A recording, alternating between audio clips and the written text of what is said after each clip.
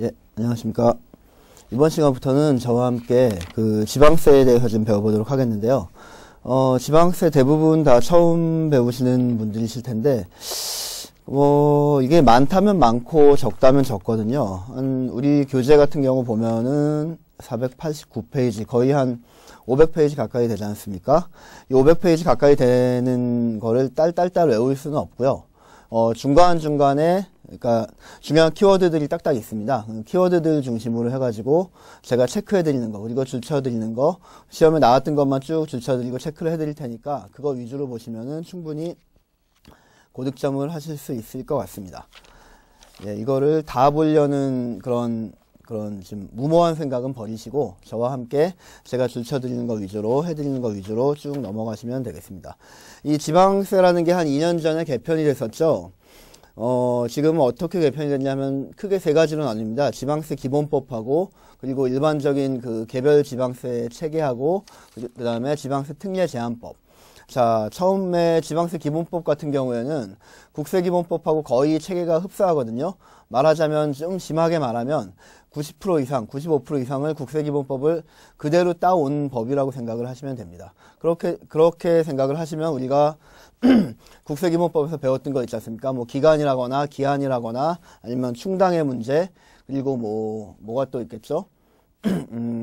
수정 아니면 경정 청구 뭐 이런 문제들 같은 경우가 그대로 그 국세기본법에서 이쪽으로 넘어와 있으니까 국세기본법을 좀 탄탄히 하신 분이라면은 굉장히 수월하게 지방세 기본법을 넘어가실 수 있고요.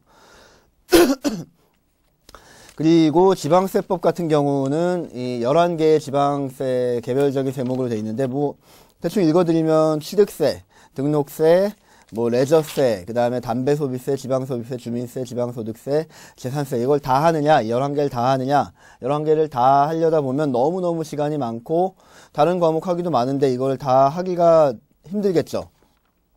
시험에 나오는 게 정해져 있거든요. 취득세 같은 경우, 그 다음에 등록면허세나 재산세, 그 다음에 넘어가 보시면 레저세도 조금 요즘은 나오는 것 같기도 하고, 그 다음에 지방교육세나 지역자원시설세 중에 특정한 부동산 같은 거 일부, 뭐 요런 규정 정도만 여기 나오는 11개의 세목 중에 한 4개에서 5개의 세목 정도만 확실하게 그리고 빠삭하게 알아두시면 나머지는 설렁설렁 보셔도 충분히 시험 대비가 가능하리라고 봅니다. 그리고 세 번째 있는 지방세 특별 제한법, 지방세 특례 제한법 같은 경우에는 거의 보실 필요가 없고요. 그거야말로 마지막 시간에 잠깐 한 20분, 30분 정도 할 텐데 제가 줄쳐드리는 거 위주로 그냥 시험장 들어가기 전에 한 번이나 두 번 정도만 읽어보시면 충분할 것 같고요. 자, 이제 저와 함께 앞으로 한 15시간 정도에 걸쳐서 지방세를 나갈 텐데 제1편 지방세 기본법 같은 경우는 제 계획에 의하면 한 7강 정도 되지 않을까 싶습니다.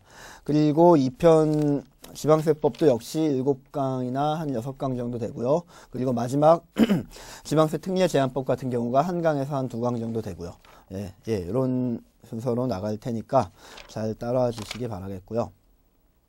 첫 시간이니까 지방세 개념과 분류, 이거 국세기본법이나 아니면은 조세총론에서 다 했던 건데 제 수업을 듣지 않으셨던 분들이라고 가정을 하고 그냥 모른다고 가정을 하는 거겠죠. 모른다고 가정을 하고 지방세 새로 시작하는 거니까 새로 한번 설명을 드리도록 하겠습니다. 자, 지방세란 뭐냐면은 지방세의 특징이 뭐냐면은 첫 번째 어떤 걸 뽑아낼 수 있냐면요. 지방 자치단체가 그 다음에 두 번째 특징이 뭐가 있냐면요. 재정 수입을 목적으로. 세 번째 특징은요. 일정한 반대급부 없이 특정한이라고 할까요? 특정한이 단어가 문맥이 맞겠네요. 특정한 반대급부 없이. 그리고요, 네 번째, 법률, 조례의 규정에 의하여. 다섯 번째, 금전으로 납부하지 하는 것. 자, 요렇게 5가지 특징이 있는데, 지방자치단체가 주체가 되겠네요. 과세주체를 의미하는 거겠네요. 과세주체.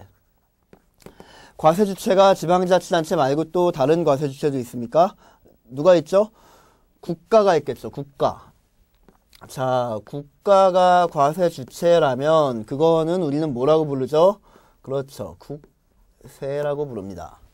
재정 수입을 목적으로 다른 목적도 있습니까? 예, 뭐 예를 들면 요거를 과세 목적이라고 표시를 해줄까요? 과세 목적. 과세 목적이 있느냐 없느냐, 과세 목적이 어떤 목적이냐의 문제인데, 재정 수입을 목적으로 거두면 지방세고요. 혹은 국세고요. 과세 목적이 예를 들면은 뭐 여러 가지 목적이 있겠지만, 제재. 목적인 경우에는 뭐 벌금, 과료, 뭐 이런 것들이 있겠죠. 벌금이나 과료 같은 경우에는 그러면은 지방세입니까? 지방세가 아닙니까? 목적이 다르지 않습니까? 지방세는 재정 수입은 목적으로 하는 것만 지방세라 그랬잖아요. 그러니까 제재 목적인 벌금과 과료는 지방세가 되지 않는 거죠. 자, 특정한 반대급부 없이, 이거는 뭐 반대급부의 문제인데, 반대급부가 있는 것도 있습니까? 뭐 많죠. 대부분의 것이 반대급부가 있지 않습니까? 특정한 반대급부가 없다는 것이 일반적인 반대급부란 얘기거든요. 특정한 반대급부가 없는 거 뭐 예를 들어 있는 거 한번 예를 들어 볼까요? 뭐 용역 공급. 용역을 공급을 했다. 그러면은 용역 공급에 대한 대가를 받는 거 아닙니까? 이렇게 내가 당장 뭐를 해주면 당장 피드백이 오는 것. 이게 특정한 반대급부가 있다고 친다면, 이 과세 같은 경우는 국가가 당장 뭐라 그럴까요? 재산세라고 예를 들어볼까요? 재산세는 매년 6월 1일 날 납기 기준일인데, 그래가지고 뭐 여름이나 가을에 반반씩 걷기도 하고 한꺼번에 걷기도 하는데요. 이 재산세 같은 경우는 특정한 반대급부, 그 재산을 유지함으로 인해서 유지하는데 필요한 그런 뭐라 그럴까, 뭐 여러 가지 편의나 혜택 같은 거를 바로바로 눈에 보이게 구나 아니면은 특별시가 쏴줍니까? 그렇지 않죠. 그냥 일반적으로 두리뭉실하게 그냥 포괄적으로 전 구에 있는, 아니면 전 자치구에 있는, 아니면은 전 도에 있는 그런 재산들을 지켜주는 그런 포괄적인 것에 대한 반대급부지 않습니까? 그러니까 특정하고 아주 특정할 수 있는, 그리고 구체적으로 계산할 수 있는 그런 반대급부가 아니라 일반적인 반대급부에 의해서 내는 것이 바로 지방세라는 얘기입니다. 이 용역 공급 대가는 그렇지 않죠. 바로 딱 쏴주면 바로 피드백이 온다는 의미죠. 자, 특정한 반대급부와 일반적인 반대급부의 차이를 꼭 기억을 해두시기 바라겠습니다. 법률과 조례의 규정에 의하여, 법률과 조례의 규정. 자, 국세도 마찬가지지만 지방세 같은 경우에도 조세 법률주의가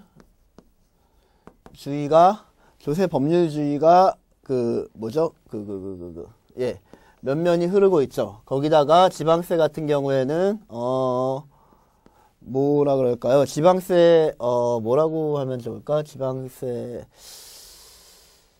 이렇게 하면 좋겠네요. 지방세 조례주의라고 할까요? 요 조례라는 것이 국세와 다르게 끼어들어 있습니다. 조세 법률주의와 거의 대등하게, 뭐 완전히 대등하진 않고 조세 법률주의가 물론 앞서긴 하지만 지방세 조례주의도 조세 법률주의 못지않게 한 몫을 하고 있는 게 바로 이 지방세법 체계입니다. 그리고 마지막으로 금전으로 납부하는 것이란 특징이 있는데, 국세 같은 경우는 금전으로 납부하지 않는 물납의 예외. 그러니까 예를 들면은 금전 납부의 예외인 물납 원칙이 뭐 여러 가지의 면면이 있다고 말씀드렸었죠. 예를 들면은 법인세법, 아니면은 뭐 양도소득세법, 상속증여세법, 뭐 이런데. 그런데 지방세 같은 경우에는 딱 하나만 있습니다. 예외가. 아주 외우기 편하죠. 뭐냐면 재산세만 물납이